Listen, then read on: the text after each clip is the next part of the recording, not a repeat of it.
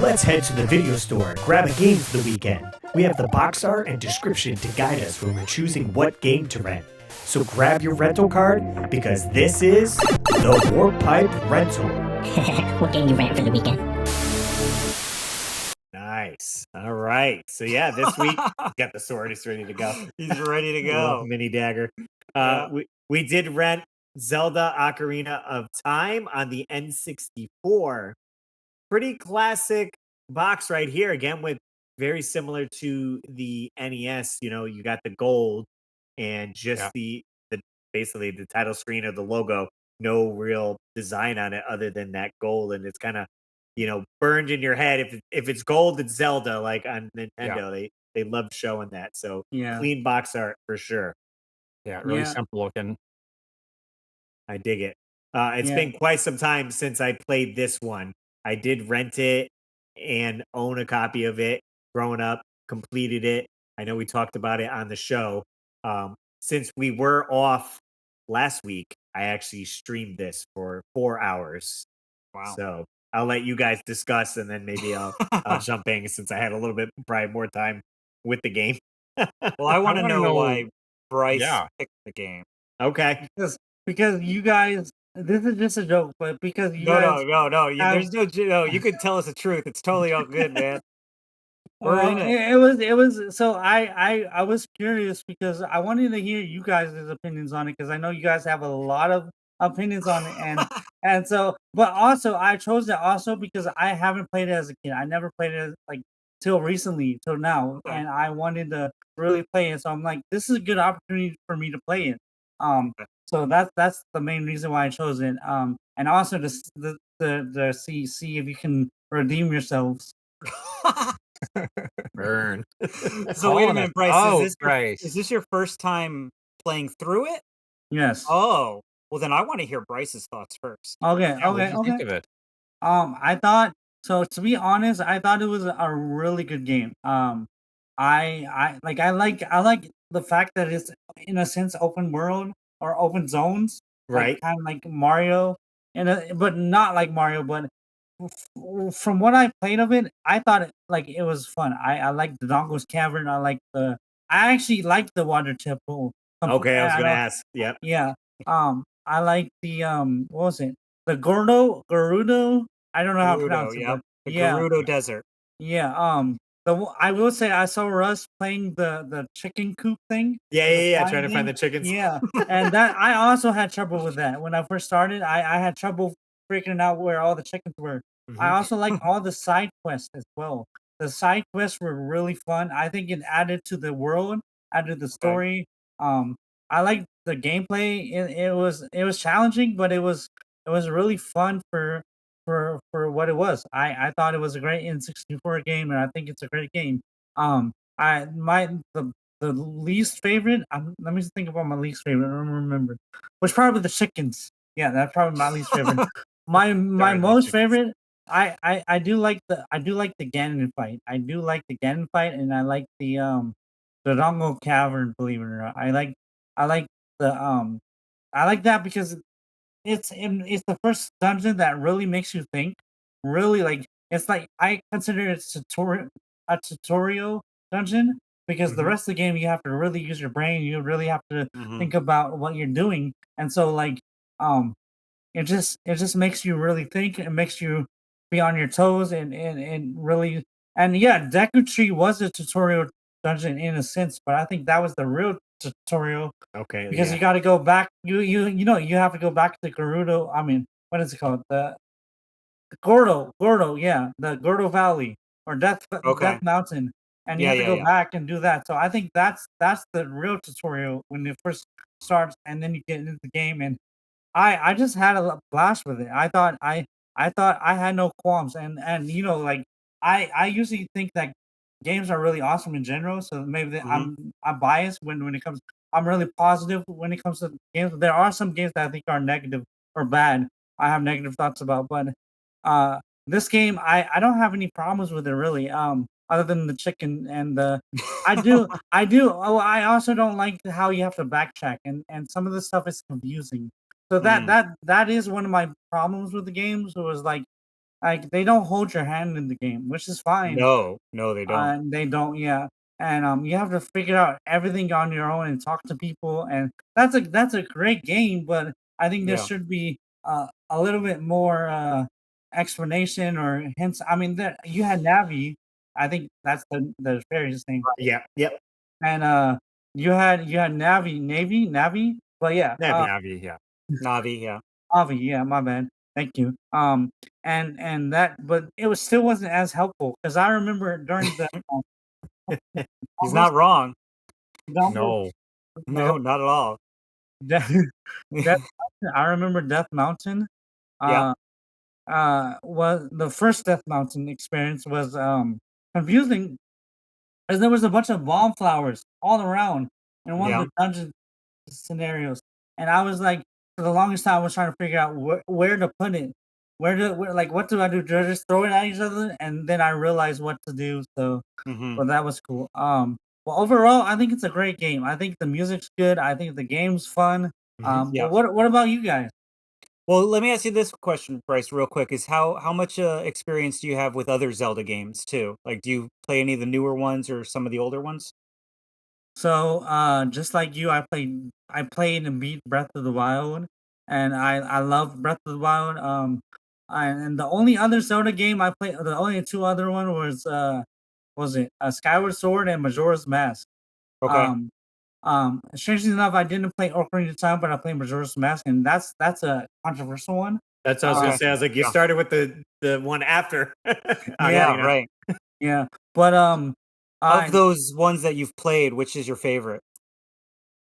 I also played Tears of the Kingdom. I would say Breath of the Wild probably my favorite. Yeah. Okay. Breath of the More than Wild, Tears, huh? Kingdom. No, I like them both like the same amount. Equally. Yeah. Okay. Cool. Yeah. Well, Russ, you streamed. So Bryce, how many hours would you say that you put into Ocarina? Probably 600 because it took me a long time. Ocarina? Yeah, because it took me. Wow. Well, no, I'm sorry. I'm getting confused. 60 hours. 60. I don't know. Okay. Yeah. No, all good. All good. He's like, So, I Russ, went through every stone in the and Russ, and so you streamed this. So how many hours did you put in? 4 4 and a half, maybe. And how far did you get in there? Like, you've played it before, though, right? Right. We ended up getting to I didn't get to the second dungeon at all. I did the Dugo tree, and then we went to the castle, and then they were like, okay, you can go to the Gerudos, but I was like, or Gorgons up in the mountain, and I was like, oh, I want to do some side quest stuff. So then I kind of got held up doing that, and then we were still side questing in the main area before you start the dungeon. So I was Isn't like, that wild? Just like how big that game is for an N64 title, Right? Like back in geez, man. Like, and you guys make fun of me for putting as how many hours into Tears of the Kingdom and Breath of the Wild? 600. But I do feel like it being legit. a friend. Yeah. 600 is legit. Can I just say something real quick? Absolutely. About the hours thing. I really wanted to say this. I don't feel bad, Keith or David. I think I got you both beat. I put 11,000 hours into Geometry Dash. So I mean, and that's legit. I mean, that's why you're the king. Exactly. You are the king. I don't know if Russ is hail the king of Geometry Dash. Russ, I highly suggest everybody goes to Bryce's channel and watch his Geometry Dash, because your eyes are just gonna go boggling out of your head, because it's just like I don't even know what he's pushing. Like, what I don't even know how he's doing it. I don't know how his eyes are functioning that fast. Yeah. Like, it's crazy. So anyway, Russ. So I mean, what did you think? I mean, we've had controversy over this game in the past. So I showed on stream. I actually pulled out the old Nintendo Power, which has a little bit of a guide in it. So that was helping me. I was kind of showing off the issue there, and I was like, okay, I need to do these steps here. Definitely playing this game without a guide, you could certainly put a ton of hours into trying to figure out where to go. I mean, it helped me get through the Lost Woods. Like, I was like, okay. And plus, since I was streaming, people were watching and giving me tips and stuff on where to go and what to do. So I was like, okay, that's great. And I think at one point there was like maybe 50 people watching. So I was like, all right, people, obviously love this game here. I think a lot of people were confused too, because they maybe they thought it was like the first time I was playing it, and I didn't mention that in the title. It just says the legend begins 4 hour Zelda stream on N64. Like, Okay. like I played it growing up, so I'm just coming back to it. But I was like, Okay. is it holding up? Certain things I got hung up on some of these puzzles, but I mean, you could get lost in just like the opening sequence because you have to find rupees to go and buy your sword and shield, right? yes, yeah, you could get So the the shield you have to buy. You have to go find the sword though, and it's right. like very hidden. And if you just kind of like get thrown into this game without any, like Bryce was saying, like there's no indication of what to do. They just throw you into it. It's like Yeah. I don't know. If I was like I said, if I was getting this and playing this as a kid, I probably would have just gotten frustrated from that opening scene because usually like the original NES Zelda, you go right into the first little, wall in the mountain there and you get your sword. Right, right. There's zero explanation. You go up to the guy and you're like, "Oh, he won't let you pass unless you have a sword." You try to pass him and he tries to follow you and then he's like, "You gotta get a sword." And then you go looking and you're like, "Well, I can't afford the sword." And like, "Well, where am I supposed to get the money for this?" And Yeah. it could get frustrating like really quick if you have zero experience with it at all. That's why they Yeah. put that first cave in the original Zelda was because, like, when they were designing it, they were like, "We don't even know if people will understand that you have to go exploring to Right. find this stuff."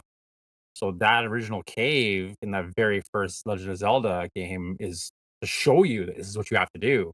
This Right. one, like you said, it's just go ahead and find it. Where do I go? What do I do? Yeah. Like, I did get lost. I was lost in that first opening stuff because I didn't have a guide or anything. I was just messing around. Sure. I barely like, if I was renting this as a kid, I wouldn't have made it anywhere, right? You No. have it for Same. a weekend, Same. I wouldn't have made it very far. I was in the Dooku tree trying Yeah. to figure that out. I got the slingshot. Mhm. The Right, yeah. controls had me all messed up.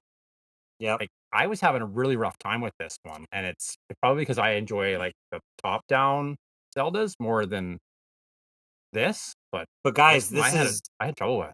this game is, famous as being like the greatest game of all time. Yeah. Well, So, I will say I wanted to talk about the controls because that's the yeah. one peeve I have too. I do have a peeve about the controls is the movement in the game, especially when Yeah. you're at the beginning, like you're saying, Keith. I don't know if you remember when you had to get the 50 rupees and you had to climb it and stuff.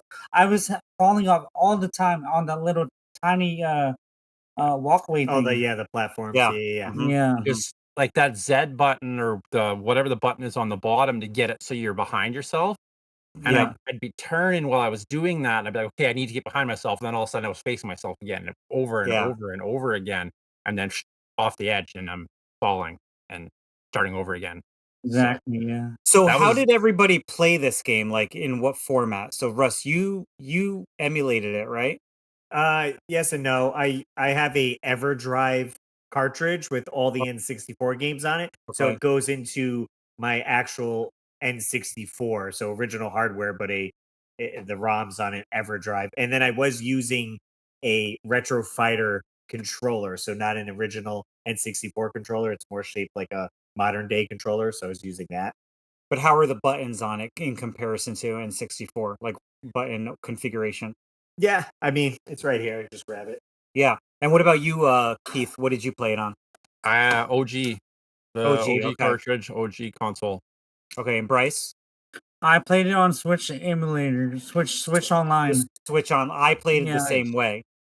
Oh, okay. Okay. Okay, pretty Oh, similar then, eh? So similar in a way, yes. Right. It's just Um, easier to hold like as a modern. Yeah. for sure, for sure. Bryce, I also played it on it. I used a pro controller, oh, nice. and what was a little confusing for me is, like at the top right of the screen, it'll show like physically show you the buttons, right? Mm-hmm. So Yeah. looking at a pro controller, completely different, you know? So it was kind of like trying to figure out which button was actually like this button and that The in blue comparison button to or the the end. green button, So yeah, Yeah. yeah. Bryce, did you have any confusion with like did you use a Pro controller or did you use the Joy-Cons? I used the Joy-Cons. Okay. Because did you have any issue with it? Not really. I kind of understood it because, and I think the reason why I understood it because I played N64. I just never played Ocarina of Time as a kid, but I kind of understood which one was the A, B, E, and stuff. So I kind of got the gist of it, and I'm really good at like getting the gist of like what the controls are. So I'm pretty good at that. Well, clearly from your Geometry Dash videos, you get it figured out pretty quick. What would we give it for a score out of 5? Russ, what do you think, Bryce or Russ?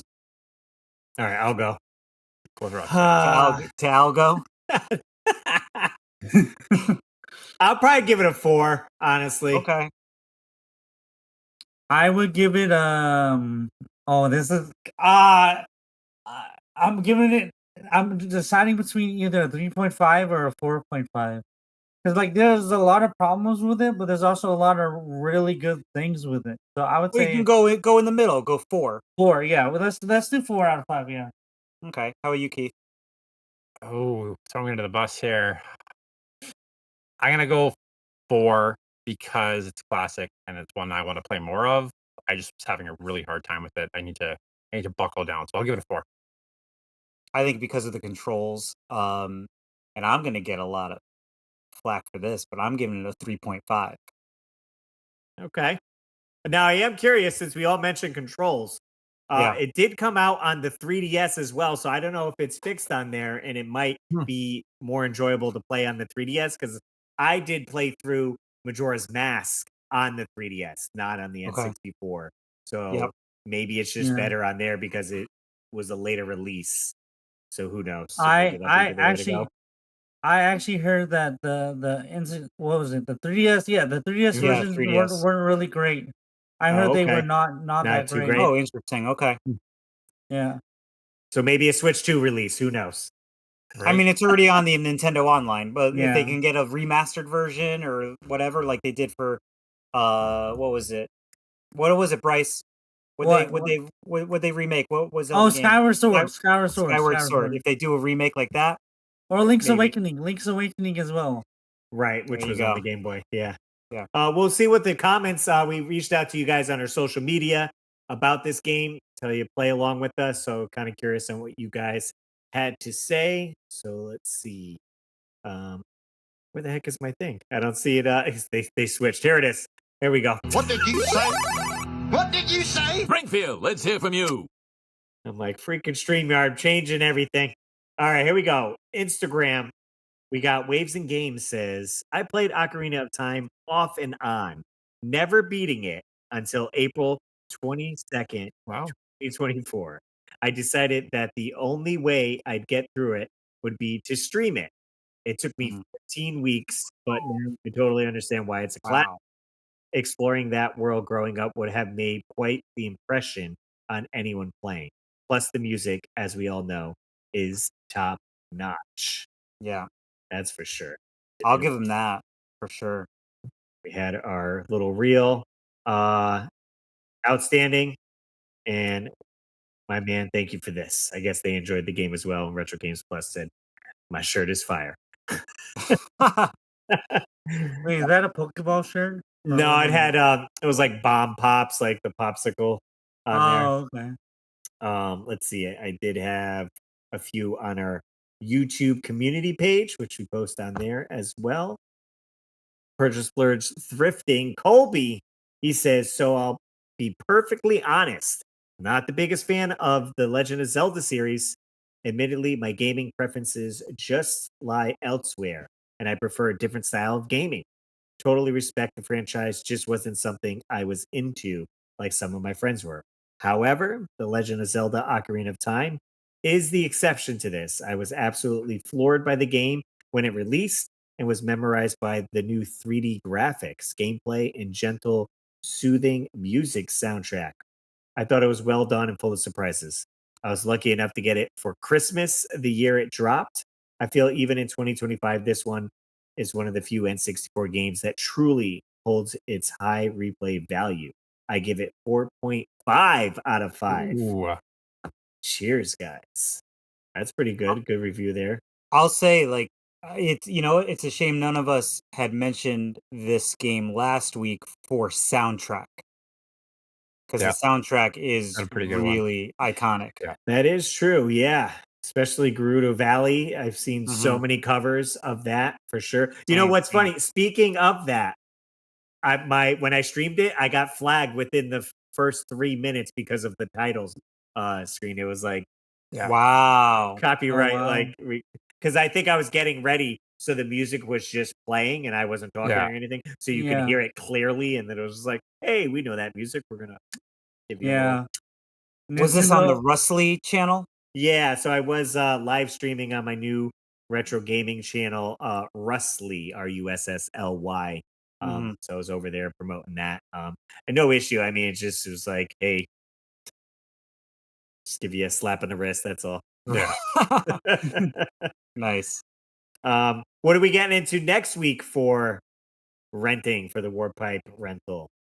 Next week, we are going to go to the Super Nintendo Entertainment System and get some Mega Man X. Another classic for sure. Very popular Mega Man title for the it's a gooder. SNES. So another good soundtrack too as well. So yeah. We'll play that this weekend and see what you guys think. Nice, yeah. And if you guys are unsure what we're playing for a Warp Pipe rental, you could always hit up theweeklywarpipe.com. It's listed right there on the website that updates automatically weekly.